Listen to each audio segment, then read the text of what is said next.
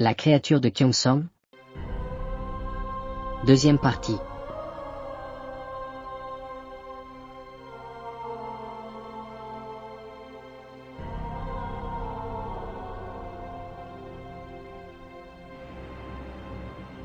C'est sa couleur qui porte les scènes clés, qui installe l'atmosphère et reste en tête bien après la fin de l'épisode. Et ça commence dès le générique qui m'a évoqué une berceuse pour enfants qui bascule peu à peu vers la violence. Un choix troublant et très juste. Il fait écho aux enfances brisées de Tae-sang et de Cheok et annonce d'emblée que l'innocence n'a pas sa place ici. Les musiques des autres artistes sont jolies et efficaces, mais c'est bien Choi Jong-in qui fixe la tonalité émotionnelle du drama. Et les actrices ? Une ribambelle de talents, des acteurs de renom qu'on aime voir même en second rôle, des pointures. Mais bon, je ne peux pas parler de tout le monde, alors place à mes chouchous, vite fait bien fait. Han So-wi, une intensité qui s'affirme rôle après rôle. Je l'ai découverte dans Nevertheless, puis My Name, une actrice comme je les aime. Han So-wi a ce regard que certains hommes qualifieraient de farouche. Ça, c'est un mot paresseux, faux diagnostic. Ce n'est pas un regard farouche, c'est un regard libre. Un regard qui n'attend rien, qui ne sollicite pas, qui décourage les aides imposées. Avec le personnage de Yoon Cheok, Han So-wi incarne une justice taillée au scalpel. Une femme dure, meurtrie, affûtée par la survie, mais habitée par une loyauté et une humanité souvent douloureuses. Ces scènes de combat sont propres, nettes, crédibles. Pas de chorégraphie décorative. Du corps à corps, tendu, efficace. Le combat d'une femme qui a appris à survivre, pas à faire joli. Un rôle exigeant physiquement et émotionnellement qu'elle porte sans la moindre fausse note. Wi Ha-jun, excellent, comme d'habitude, mais sous-utilisé. Wi Ha-jun est un acteur précis, nerveux, nuancé. Ici, son personnage reste bridé par l'écriture. Ce n'est pas un problème de jeu, mais d'exploitation. On sent le potentiel sans jamais l'exploiter. Résultat, un rôle frustrant pour mon acteur préféré, malgré l'engagement et la justesse avec lesquels il porte son rôle. Park Seo-joon. Je ne développe pas ici, sinon on double la durée de l'épisode. Je le traiterai dans Hwarang, Secretary Kim, Fight for My Way, enfin tous ceux qu'on adore, quoi.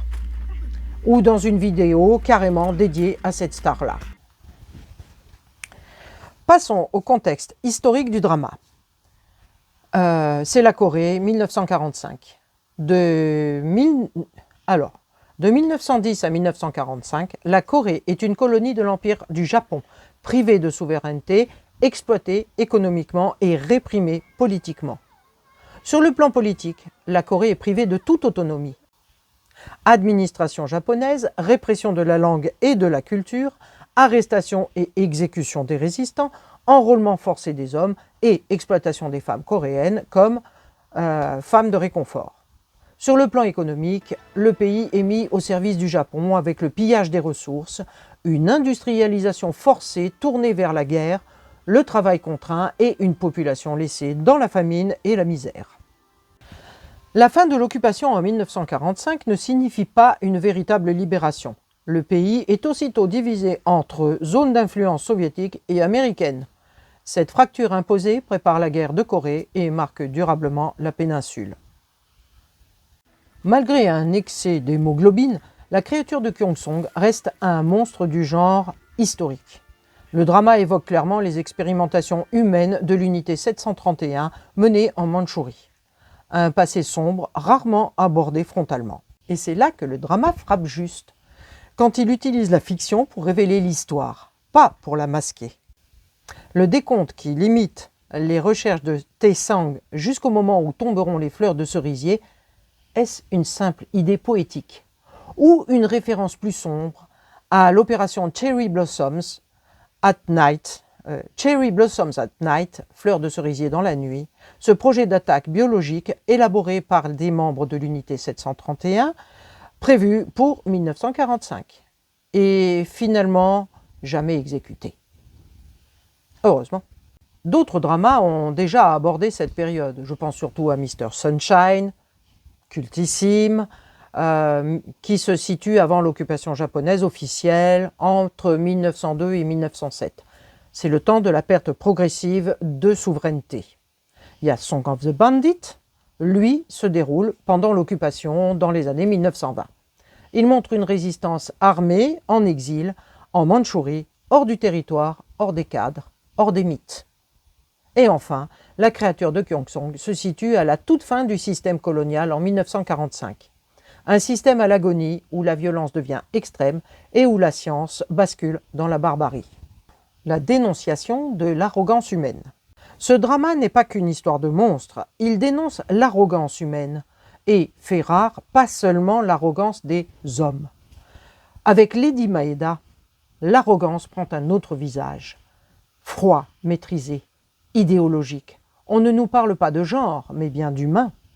Contrairement à certaines critiques, je ne trouve pas que Lady Maeda soit sous-exploitée. J'y vois une femme forte, orgueilleuse, élevée dans le contrôle total des émotions, comme beaucoup de femmes japonaises de cette époque.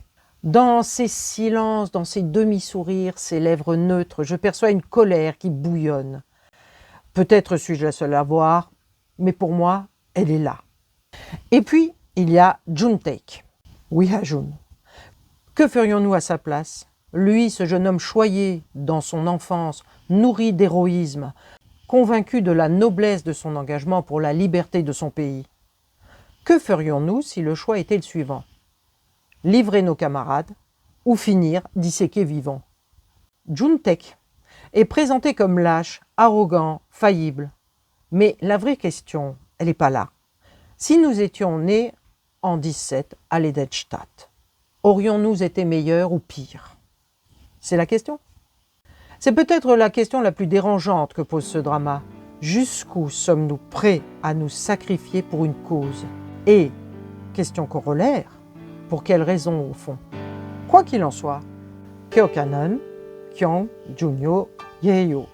Je vous invite à découvrir ce drama pour la justesse de sa reconstitution historique, pour ce qu'il révèle du passé coréen, pour le jeu habité de ses acteurs, de ses actrices, son scénario bien ficelé et addictif, et une musique qui porte le récit bien au-delà de l'écran.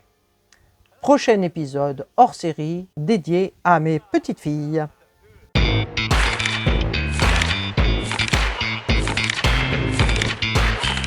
Prochain épisode donc, un hors série dédié à mes petites filles, consacré à K-pop des bonnes sœurs, une œuvre qui a de quoi enthousiasmer les petites comme les grandes.